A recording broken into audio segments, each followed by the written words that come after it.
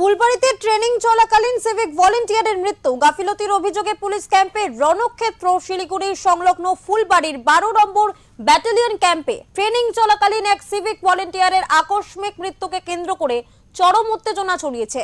মৃতের নাম পঙ্কজ বর্মন। তিনি কোচবিহারের মাথাভাঙা থানার কর্মরত ছিলেন এবং এখানে 6 দিনের বিশেষ প্রশিক্ষণে অংশ নিতে এসেছিলেন তিনি। রবিবার রাতে ক্যাম্পে থাকাকালীন পঙ্কজবাবু হঠাৎ অসুস্থ বোধ করেন এবং হৃদরোগে আক্রান্ত হন। সহকর্মীদের দাবি, পঙ্কজ অসুস্থ হওয়ার সঙ্গে সঙ্গেই সেখানকার কর্তব্যরত সেন্ট্রি ও ঊর্ধ্বতন কর্তৃপক্ষকে জানানো হয়েছিল, কিন্তু অভিযোগ উঠছে কর্তৃপক্ষ দ্রুত চিকিৎসার ব্যবস্থা করার পরিবর্তে সময় নষ্ট করে।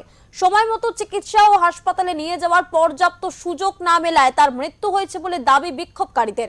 এই মৃত্যুর খবর জানাজানি হতেই সোমবার সকালে ক্ষোভে ফেটে পড়েন প্রশিক্ষণরত অন্যান্য সিভিক ভলেন্টিয়াররা। তবে রুম সহমেটদের কাছ থেকে যেটা জানতে পারলাম, हमारा 2 आदमी गया है, उसका फैमिली नहीं है। कौन देख रहा है इधर में? आज क्या हुआ था? आज हुआ हमें का पता नहीं। हम लोग 10 बटालियन में, ये 12 का है। 12 में 2 आदमी गया, हमारा दोस्त लोग गया है, उसका फैमिली नहीं है। बीमार हुआ तो 100 लोग नहीं देखेगा। कौन देख रहे हैं? क्या हुआ था? आज हुआ क्या है, 12 बटालियन में था मेरा दोस्त, उसका क्या हुआ, ये गुजर गया यार। वो कौन देगा? आप देगा या हम लोग देखना? उसका क्या कुछ नहीं है। क्या मांग कर रहे हैं आप? हम लोग ये नहीं करेगा, ट्रेनिंग वगैरह कुछ नहीं करेगा। मेडिकल का कुछ नहीं है, कुछ नहीं है, कुछ दवाई नहीं है, DSP नहीं देगा। मेडिकल टीम नहीं है इधर में, हम लोग वो है मेडिकल टीम नहीं है। नहीं है, कुछ नहीं है इधर में, ना 12 ना 10, कुछ नहीं है इधर में। ঘুম থেকে উঠে আমরা যাব পিটি, মানে পিটির জন্য যাব আমরা। তখন আমরা যাচ্ছিলাম, তখন হঠাৎ দেখি রুমে চিল্লাচিল্লি হচ্ছে। তো তারপরে সবাই ওখানে যা দেখি যে 10 নম্বর রুমে একটা আমাদের সিভিক ভাই বন্ধু মাথাভাঙা থানার, সে পরলোক গমন করেছে। তারপরে আমরা তার জন্য সবাই ছুটে ওখানে আসি। আসার পরে এখন দেখি যে সত্যি আর উনি আর বেঁচে নেই। আর এখানে মেডিকেলের কোনো টিম নেই, একটা গাড়ি নেই। তারপরে সেই মারা যাওয়ার পরে মিটিং এ আমরা যখন ওখানে জড়সড় হলাম, তারপরে 1.5-2 ঘন্টা পরে গাড়ি আসলো, অ্যাম্বুলেন্স আসলো, যার জন্য এখানে সবাই জমায়েত হয়েছে। আর এত অল্প টাকায় সিভিকরা কিভাবে চলবে, তাদের সংসার চালাবে? মাত্র তারা 10,000 টাকা পায়, শুধু 1,000 টাকা তাদের বাড়িয়েছে। এই যে অর্থ বাজেট হয়েছে এই কয়েকদিন হলো, 5 তারিখে আমাদের জন্য 1,000 টাকা বাজেটে 1,000 টাকা উনি বাড়িয়েছে। তাহলে 1,000 টাকায় আমরা কিভাবে চলবো? ফ্যামিলি কি খাবে, আমরা কি খাবো? 1,000 টাকায় চলা যাবে?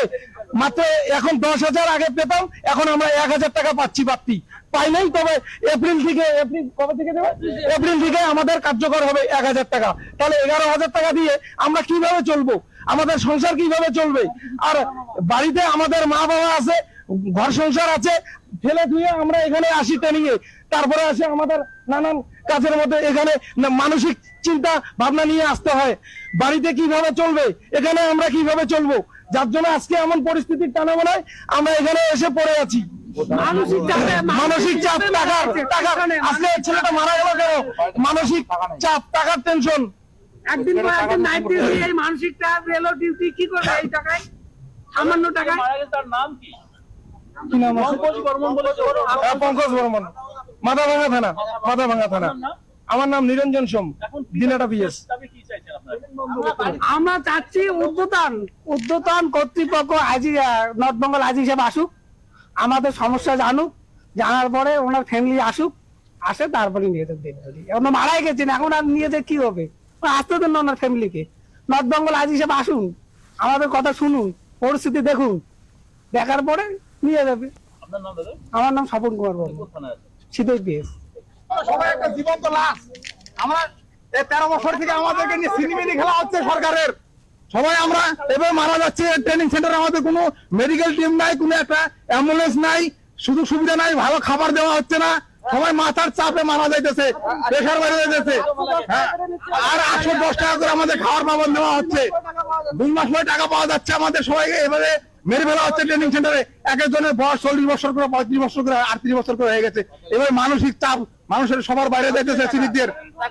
নাম কি দাদা? আমার নাম তাপস শিকদার, আমরা কোতোয়ালি থানা, কুচবিহার ডিস্ট্রিক্ট কোতোয়ালি থানা। অ্যাম্বুলেন্স ওখানে শুনেন, আমরা যখন 2টার সময় মারা যেত তখন ফোন করছে, রিসিভ করে নাই। অ্যাম্বুলেন্স 2 ঘন্টা পর আসে মারা যাওয়ার, 2টার সময় মারা গেছে রাত্রিবেলা। কোনো ইয়া নাই, আমাদের কেউ বিপি চেক করে না, এভাবে ট্রেনিং পাঠায় দেয়। এখানে এসে সে সব অর্থনৈতিক দিয়ে পঙ্গু হয়ে গেছে।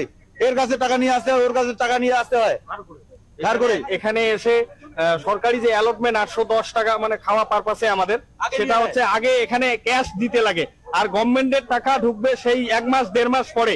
হ্যাঁ, আর খাওয়া এখানে নিম্নমানের খাওয়া। হ্যাঁ, সব এক জায়গায় ডাল সবজি ডিমের কি এগুলা দিচ্ছে, সব এক জায়গায় মাইকে, মানে কুত্তার জীবনের মতো খাওয়া খাইতে হচ্ছে আমাদের। হ্যাঁ, আজকে বৃদ্ধ বাবা মা বাড়িতে 10 মাসের বাচ্চা রেখে আসছি আমি, আমাদের খুব অবস্থা খারাপ।